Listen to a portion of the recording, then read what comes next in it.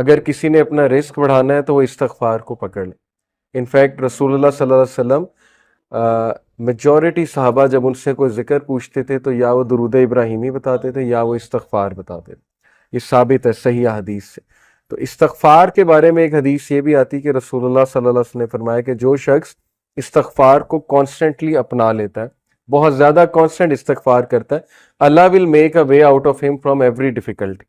اللہ تعالیٰ اس شخص کے لیے ہر مشکل سے کوئی راستہ نکال دیتا ہے. تو میں نے خود بھی پرسنلی اپنی لائف میں دیکھا, ایم شور کہ آپ لوگوں نے بھی دیکھا ہوگا کہ جو بندہ بہت زیادہ استغفار کرتا ہے اس کے معاملات آسان ہوتے ہیں, اور جو بندہ جتنے گناہوں میں پڑا ہوتا ہے اور استغفار جو ہے نہیں کرتا ہے تو پھر ظاہر ہے کہ اس کے معاملات پھر بہت تنگ ہو جاتے ہیں, اس کی لائف بہت تنگ ہو جاتی ہے. اسی طرح سب سے جو بہترین, یہ ون آف دا فیوریٹ آیاز ہے صحابہ کی. میجورٹی صحابہ جب ان سے پوچھا جاتا تھا کہ آپ کی فیوریٹ آیا کون سی ہے, صحابہ کی آپس کی کنورسیشنز یہ ہوتی تھی, بیٹھ کر ایک دوسرے سے ڈسکس کرتے تھے کہ آپ کی فیوریٹ آیا کون سی ہے, آپ کی فیوریٹ آیا کون سی ہے. تو چیپٹر 39 ورس نمبر 53, سورہ زمر ورس 53, قل یا عبادی الذین اسرفوا علی انفسہم لا تقنطوا من رحمت اللہ. اے نبی کہہ دیجئے میرے بندوں سے, یہاں پر یا عبادی تمام انسانوں سے بات ہو رہی ہے, الذین اسرفوا علی انفسہم جو کہ زیادتی کر چکے ہیں اپنے نفس میں, who have crossed the limits. اسرفوا یعنی کہ اسراف کر دیا ہوا ہے, زیادتی کر دی ہوئی ہے انہوں نے اپنے نفس پر.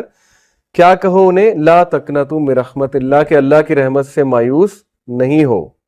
ان اللہ یغفر الذنوب جميعا, بے شک اللہ تعالیٰ تمام گناہ معاف کر دیتا ہے, تمام گناہ معاف کر دیتا ہے.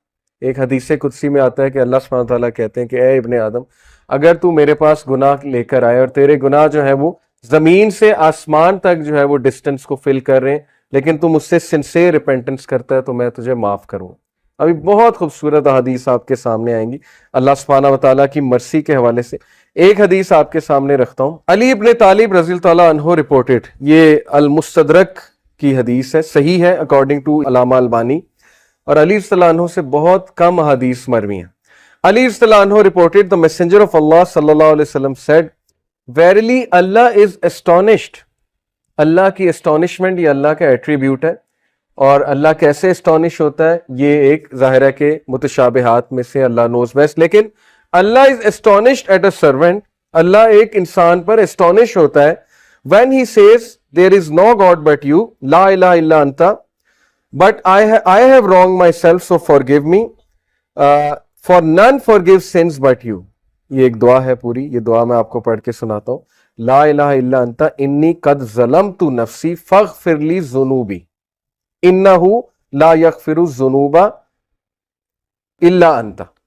یہ پوری عربی میں جو ہے وہ دعا ہے. دعا کا ٹرانسلیشن کیا ہے, there is no God but you, I have wronged myself so forgive me, for none forgives sins but you. Allah astonished کرتا ہے ایسے بندے پہ, اور اللہ کہتا ہے my servant acknowledges that he has a Lord who forgives and punishes. Allah angels کو کہتا ہے, اللہ تعالیٰ بولتا ہے کہ کیا میرا بندہ یہ ایکنالج کر رہا ہے کہ اس کا ایک رب ہے اور وہ رب جو ہے گناہوں کو معاف کرتا ہے. یعنی اللہ کو اتنی خوشی ہوتی. اسی سے ریلیٹڈ ایک اور حدیث ہے کہ جب ایک گناہ گاری, صحیح بخاری کی حدیث ہے, جب ایک گناہ گار شخص اللہ سے گناہوں کی معافی مانگتا ہے تو اللہ کو اس طرح کی خوشی ہوتی ہے جیسے ایک انسان جس کا کیمل ڈیزرٹ میں لاسٹ ہو گیا تھا اور وہ اپنے کیمل کو ڈھونڈ رہا تھا, اور اس کیمل پہ سارا سامان تھا, اس کیمل پہ پانی بھی تھا, اس کا باقی بھی دیگر سامان تھا, اور اچانک اسے دور سے وہ کیمل چلا نظر آتا ہے تو وہ خوشی میں آپے سے باہر ہو کر جو ہے وہ یہ کہتا ہے کہ اے اللہ میں تیرا رب ہوں اور تو میرا بندہ ہے. یہ حدیث کے الفاظ ہیں, یعنی خوشی میں اس طرح کے الفاظ کہہ دیتا ہے. تو اللہ تعالیٰ کو اس لیول کی جو ہے وہ خوشی ہوتی جب گناہ گار بندہ اللہ سے بات کرتا ہے, جب گناہ گار بندہ اللہ سبحانہ و تعالیٰ کو پکارتا ہے. ہمیں آن دی ادر ہینڈ شیطان نے جو وصفہ ڈالا ہے کہ تیرے تو اتنے گناہ ہیں, تو اتنا گناہ گار ہے, تو اس قابل ہی نہیں کہ اللہ تک تیری بات پہنچے یا اللہ تجھے رپلائی کریں یا اللہ تیری آواز سنے. حدیث تو کمپلیٹلی اس کے برعکس کہہ رہی. حدیث تو کہہ رہی کہ گناہ گار بندہ جب توبہ کرتا ہے اس پر زیادہ خوشی ہوتی ہے اللہ تعالیٰ میں. And it perfectly make sense. میں ایک ٹیچر ہوں, آپ میں بھی شاید کوئی ٹیچر ہو. جب اچھے اسٹوڈنٹ جو ہے وہ اے لیتے رہے, اے اسٹار لیتے رہے, مجھے کوئی اتنی خوشی نہیں ہوتی, میں کوئی سرپرائز نہیں ہوتا ہوں. لیکن جب بیک بینچر اور ایک ایسا اسٹوڈنٹ جس کا ریکارڈ ہی کوئی نہیں ہے وہ اگر اچھے نمبر لے لے تو میں اسٹانش بھی ہوتا ہوں, اور ظاہر ہے کہ مجھے دگنی خوشی ہوتی ہے, شاید اس سے بھی زیادہ خوشی ہوتی ہے. تو it perfectly make sense. Okay, تو یہ اسٹانشمنٹ کے بارے میں, اللہ کی اسٹانشمنٹ یہ اللہ کا ایٹریبیوٹ ہے کہ رب اسٹانش ہوتا ہے, اور اسی لیے اللہ نے اپنے عرش پر لکھوایا نا کہ ویریلی مائی کمپیشن اوور کمس مائی wrath, بے شک میری جو نرمی ہے یا میرا جو کمپیشن ہے, میری جو محبت ہے, میری جو مرسی ہے, وہ میرے غصے پر حاوی ہے, وہ میرے غضب پر حاوی ہے. اور ایسا ہی ہے, ہم اپنی زندگی کے معاملات دیکھ لیں, اگر اللہ ہمیں ہمارے گناہوں پہ فوراً پکڑ شروع کر دے تو شاید ہم میں سے کوئی بھی زندہ نہ بچے, شاید ہم میں سے کوئی بھی جو ہے وہ اس زمین پر چل نہ سکے. لیکن کتنے چانسز دیتا ہے, کتنے چانسز دیتا ہے اللہ. آپ یہاں سے اندازہ لگا لیں کہ خالد بن ولید کو چانس دیا اللہ نے, ایک ٹائم پہ وہ دشمن ہے رسول اللہ صلی اللہ علیہ وسلم, اگلے ہی ٹائم پہ وہ ایک ایسے کمانڈر بنے کہ ان کے سیف اللہ کا لقب ان کو دیا گیا. حالانکہ ظاہر ہے ایٹ ون مومنٹ گناہ کر رہے ہیں, نبی کے خلاف تلوار نکال رہے ہیں, اس سے بڑا گناہ اور کیا ہے. بہت بڑے بڑے گناہ لوگوں سے ہو جاتے ہیں, لیکن اللہ کا دروازہ ہمیشہ کھلا ہے. اللہ کا دروازہ کبھی بند نہیں ہوتا, انسان خود دروازہ بند کرتا ہے, اللہ کبھی دروازہ بند نہیں کرتا.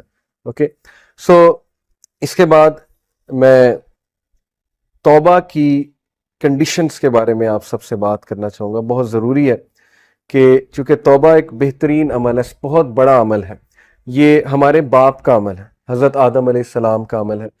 تو اٹ از امپورٹنٹ کہ ہم جانیں کہ سنسیئر ریپینٹنس ہوتی کیا ہے. اس سے پہلے ایک اور حدیث میں آپ کو سنا دوں, سنسیئر ریپینٹنس کی انشاءاللہ بات کر رہے ہیں. سن ڈیو ٹو ڈیزائر, ڈیزائر کی وجہ سے سن اور ایروگنس کی وجہ سے سن, یہ دو مختلف چیزیں, یہ سمجھ لیں. ابو نعیم رپورٹڈ, یہ حلیت الاولیاء ایک کتاب ہے بہت زبردست, اس میں سلف کے واقعات موجود ہیں.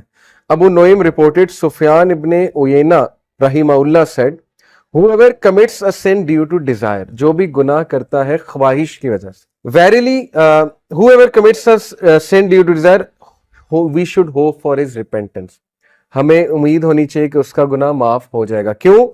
verily آدم علیہ السلام disobeyed due to desire and he was forgiven, کیونکہ ہمارے باپ آدم علیہ السلام نے ڈیزائر کی وجہ سے, ڈیزائر تھی نا کہ اللہ نے منع کیا ٹری سے نہیں کھانا, سیلف کنٹرول ظاہرہ لوز ہو گیا فار واٹ ایور ریزن, اور ڈیزائر کی وجہ سے جو ہے یا کیوریوسٹی کی وجہ سے ہے گناہ کر بیٹھے.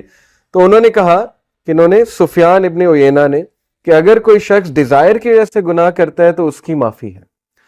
But if a sin is committed due to pride and arrogance, then fear that the perpetrator may be cursed. لیکن اگر کوئی شخص متکبر ہو کر, اور جیسے فرعون تھا, انا ربکم الاعلی, تکبر, ایک تو گناہ کر رہا ہے, بچوں کو مار رہا ہے, آگے سے اعلان کر رہا ہے کہ میں رب ہوں, میں زندگی دیتا ہوں, میں موت دیتا ہوں. تو یہ والا جو سن ہے اس کے بارے میں ہے کہ that person will be cursed. Verily Iblis disobeyed due to pride and he was cursed. انہوں نے کہا کتنا خوبصورت کمپیریزن ہے کہ آدم علیہ السلام نے بھی گناہ کیا, لیکن وہ گناہ ڈیزائر کی وجہ سے تھا, پھسل گئے. لیکن ابلیس کا جو گناہ تھا وہ تکبر کی وجہ سے تھا, وہ پرائڈ کی وجہ سے تھا, تو وہ کرسڈ ہو گیا, اسی لیے ہم اسے رجیم کہتے ہیں. تو اگر آپ کسی کو گناہ میں مبتلا دیکھیں تو اس کو پہلی تو بات جج نہ کریں, کیونکہ وہ شخص سٹرگل کر رہا ہے. وہ کون سا پرائڈ میں کر رہا ہے؟ بہت سے ایسے گناہ ہیں, مسلمان تو پرائڈ میں نہیں کر سکتا. میں نے تو آج تک ایسا مسلمان نہیں دیکھا جو گناہ کر